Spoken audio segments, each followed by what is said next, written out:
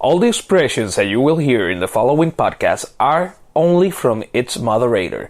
It has nothing to do and it does not envision what our sponsors are trying to communicate. So without a further of a doubt, welcome to the Macedon podcast.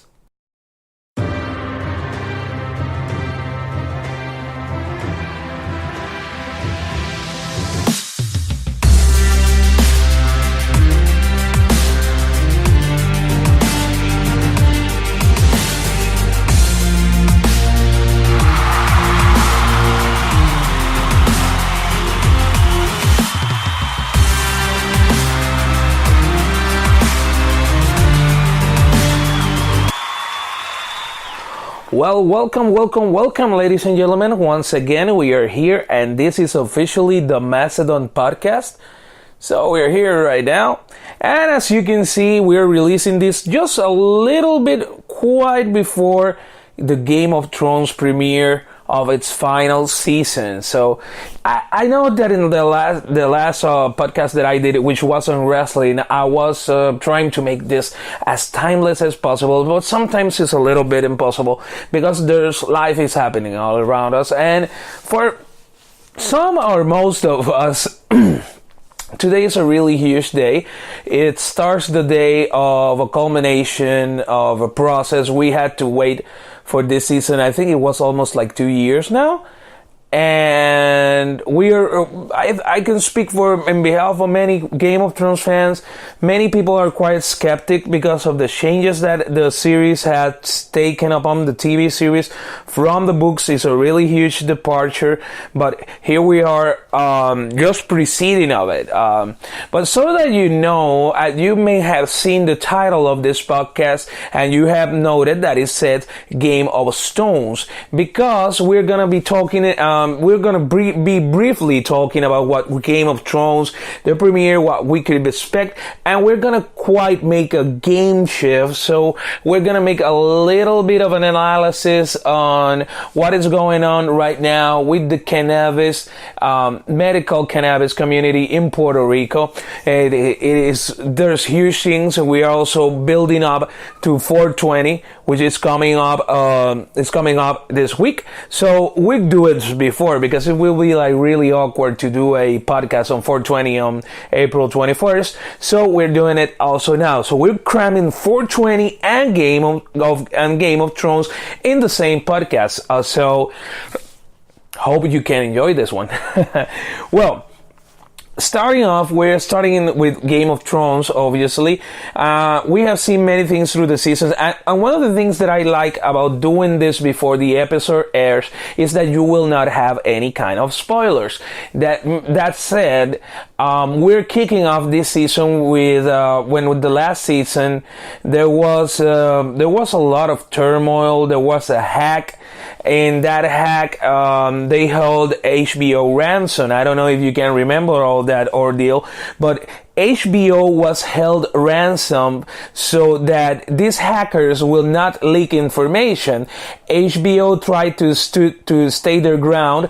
And after they tried to stay the ground, what happened was that actually these hackers, not only they leaked episodes, they leaked even the synopsis for season 8, which is what we're going to be starting to watch today. So I think from that incident to where we are today, I think, if I'm not mistaken, that was around, I don't know if it was 2017. I think, it was 2017.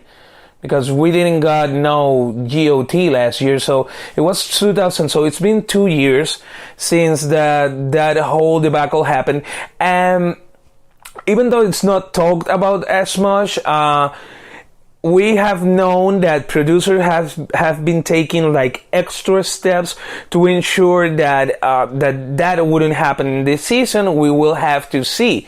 But the thing is about the whole hack, it was that they did not randomly release episodes. They released the key episodes of the season. For example, they didn't release the first episode of last season. They started like revealing them from I don't know if it was the third or the fourth, the one that in which in which Daenerys goes with the dragons, and for the first time, a Lannister, so Jaime sees her, and it was really breathtaking.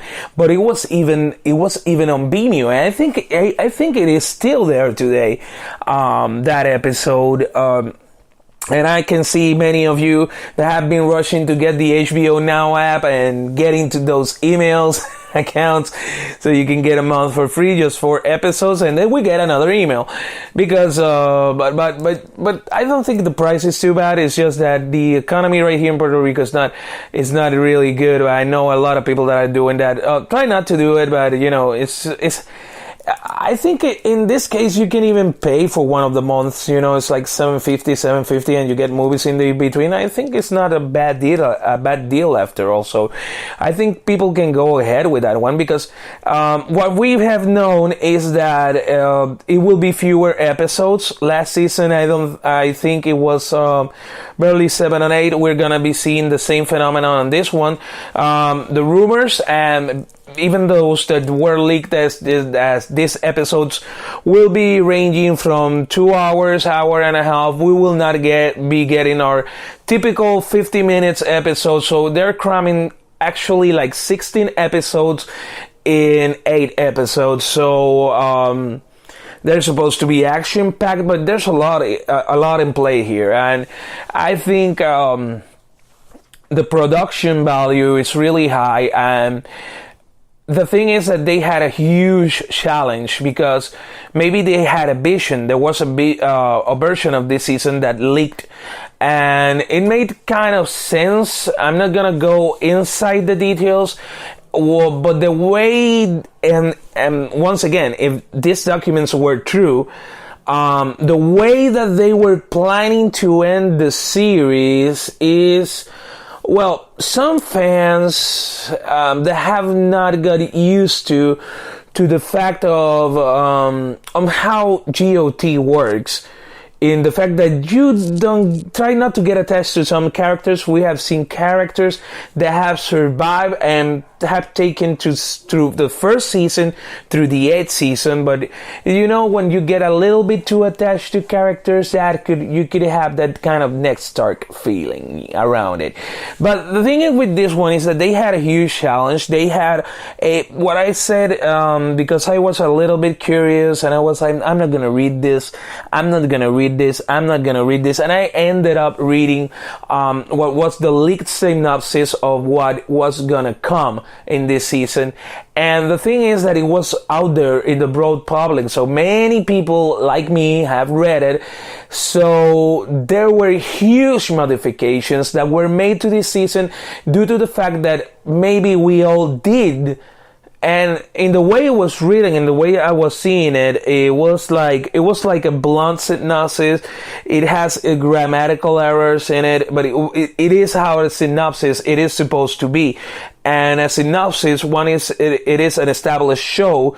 You have to make your presentation to producers. When you are at this stage, it's like the producers can write it in a blanket. They can write the information in a blanket, like, we're gonna end, and this is the people that we're gonna kill in the final season. So, Bala Morghulis, huh? So, the thing is that they went to a whole restructure. So, we will have to see if the whole hacking incident of 2017 affected the series to a point that it will be perhaps kind of a campy ending. I really doubt it, because you got George R.R. Martin and the whole crew, and going campy at this stage, people are expecting blood today. So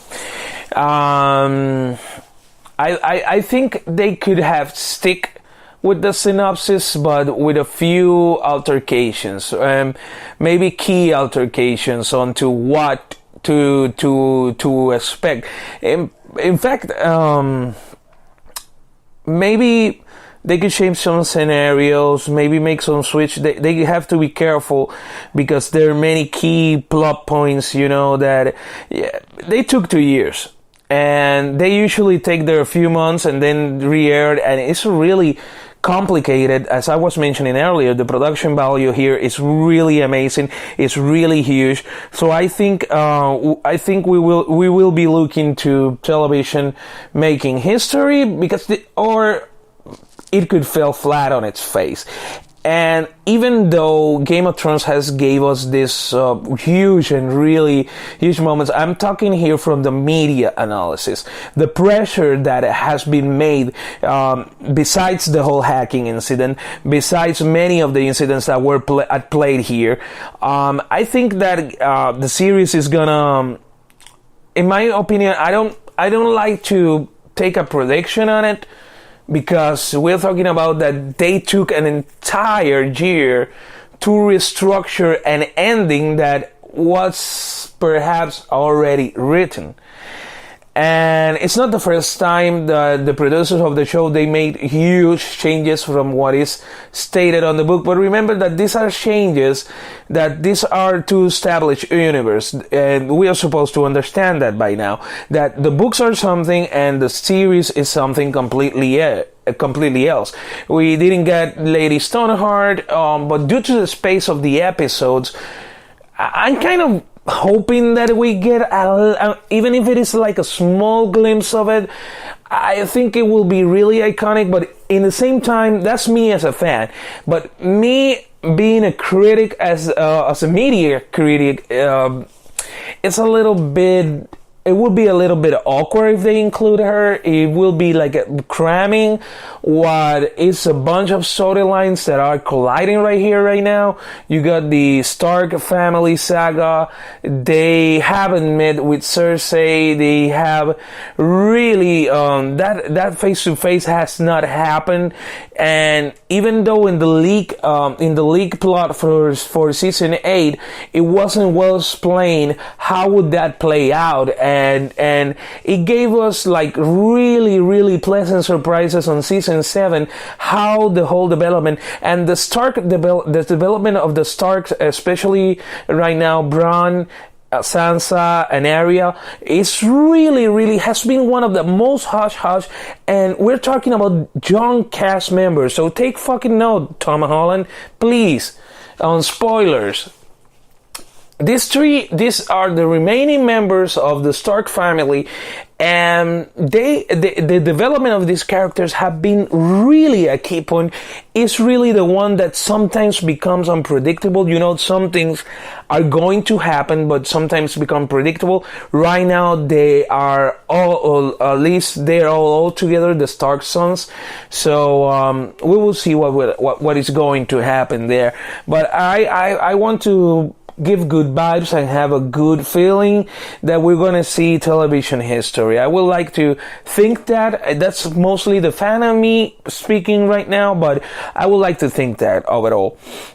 And actually, that's let's say, for example, they have said that there's spin-off series coming, but they had not specified. And I think the ending will be a key to that spin-off series, but I wouldn't call it a spin-off. It will be like some sort of a prequel or a continuity or a continuation. I am bowing more for the latter, or center in future, because prequels are, I don't know, I see it as in 2019, I see prequels as something that is a little bit outdated.